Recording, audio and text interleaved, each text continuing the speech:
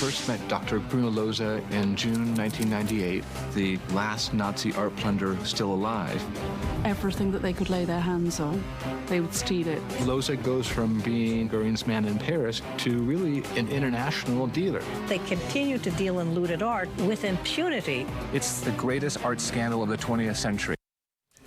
All right, there's a new documentary which investigates the life of a Nazi art dealer while exposing criminal networks of those who profited from looted art during World War II. It's called Plunderer, The Life and Times of a Nazi Art Thief. Part 1 is airing tonight on PBS as part of the Secrets of the Dead series. The producer, John Friedman, is joining us this morning with this historical mystery. Nice to meet you. Thank you. Good to meet you. So tell us a little bit about your journey getting this on the air, because I'm sure, you know, getting behind the scenes and exposing this must have been a challenge. It took about 10 years to make this film, and I originally met the author of a book about Goering, Hermann Goering, because Bruno Lohse, the subject of our film, was Hermann Goering's top art dealer in Paris during the war. So Jonathan Petropoulos had written a book about, or was working on a book about Lohse, and I went up to him at a conference years ago, and I said, this should be a film. And one thing led to another. So the author of the book obviously collaborated with you on this film. Yes. Who else did you talk to? We spoke to about 50 people in 7 countries. Victims, perpetrators, art dealers, investigators. This is really a detective story, an international detective story. As the Germans, the Nazis, were not only among the greatest mass murderers in history, they were the greatest art thieves in history. And you approach it from the standpoint of this being a thriller. It's told more like a film than a documentary, by specifically looking at Lohse and then the path that kind of hide this artwork. Yeah, we had to look at the past. We look at 2 parts, really, in the film. We look at what happened during the war, and then we look at what happened after the war, which in general has not been studied particularly. So after the war, what's been happening is that Bruno Lohse was able to come to the United States. At first, he was banned, and then he dealt with art dealers and galleries and museums in the United States. So the story is about the art world, which is like the drug world and the arms world. It is the only international world that is not regulated. So let me ask you then, though, you say it's like the drug world. How much of this hidden art that's stolen is because of ignorance and people just not knowing that it's stolen art, or those turning a blind eye, knowing it, but not wanting to acknowledge it? Don't forget that this art is very valuable. Bruno Lohse himself, the subject of our film, when he died, had about 47 great works of art. And the value was in the tens, if not in the hundreds of millions of dollars.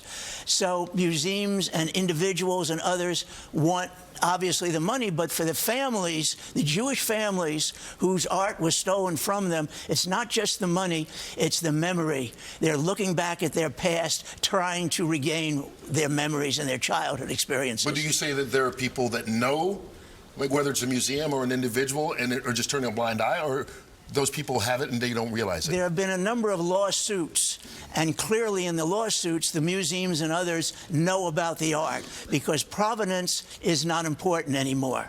So they want to keep it as much as they can, and obviously the families are struggling to regain it. And how do the families claim it? I mean, what proof do they have that they owned it? Well, it's very difficult to find the proof because most of their documents and records were stolen and obliterated during the war. So the burden is on the families very often, and in most cases, they don't get their art back. What was the most shocking thing that you discovered while putting together this documentary? That someone like Bruno Lohse, an ex-Nazi, an SS officer, was able to come to the United States and have a very excellent life. He stayed at the St. Moritz. He drove down Fifth Avenue in a Rolls Royce in a family of a woman whose art had been stolen by Bruno Lohse. Did she know that? Yes, absolutely. So it's the ironies and it's the remembrance of the past that come up to the present. All right, here's a clip from the episode that runs tonight. Lohse arrives at the ERR in Paris. He sees German art looting on an industrial scale. And France is special. France has more art, or more valuable art, than any other part of Europe. They start to go after the French Jewish collections, right? And they're going after the Rothschilds, and they're going after Alphonse Kahn and the David Weils and these great French Jewish families that have these great collections. And they're going off with these commandos and bringing in masses of art. One estimate is that they steal 1/3 of all the art in private collections in France. And this is just part one of a two-part series on PBS. Premieres tonight. What legally can be done going forward? Well, individual families who want to regain their art have sued museums that have the art, but these cases take a long time and they're very expensive, and as we've said, they just don't have the documentation. But I'd like to thank our director, Hugo McGregor, David Milch, Charlie Knapp, and Bruce Robinson, and others. We were helped by many people because it's a complicated story. And it's an important story because we're talking about the Holocaust, and we're talking about Jews who still are trying to regain their possessions and great works of art. We're talking about Bruno Losa at his death had works by Renoir and Monet and Sicily and others. So it's a combination of art and the Holocaust and Jewish families today. Do you have those artworks now? I wish we did. No, so they're still hidden somewhere. They've disappeared.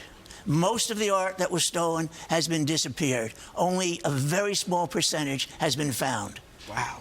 The money is important, but family history and connection to the past is just as important. Thank you, John Friedman. Good luck with it. Thanks for sharing the story with us. Thank you both.